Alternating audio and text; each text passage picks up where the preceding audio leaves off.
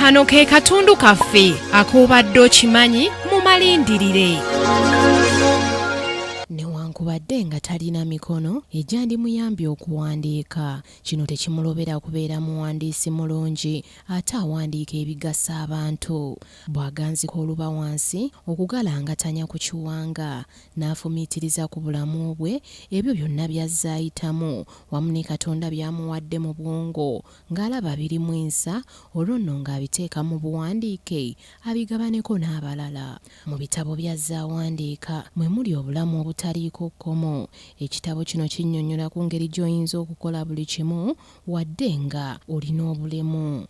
Okubeera n'obuvumu nga kano kannyonnyola engeri gy'oyinza okuvvuunukamu okuyisibwamu amaaso n'okusosolebwa abantu ng'oliko obulemu.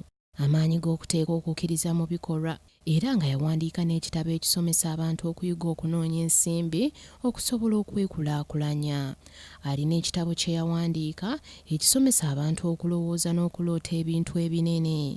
Mu bitabo ebirala by'azze awandiika mwe muli ak'okuleetawo enjawulo mu bulamu wamu n'obutabo bulala bungi ddala.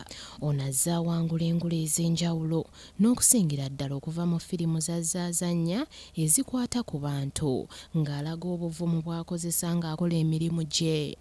Mu firimu eyazannyibwa abavubuka mu mwaka gwa 2005 eya Contenders of the Young Australian yafuna awaadi ey'okuzannya obulungi okusukkuluma ku banne abaatondebwa obulungi ddala.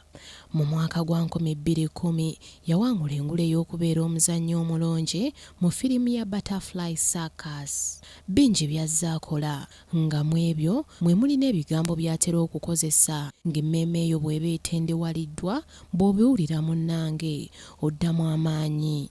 Ebyo nno by'oba olindirira olunaku olw'enkya. Ku lwa Kingdom TV amalindirire, Samali Kisaakye.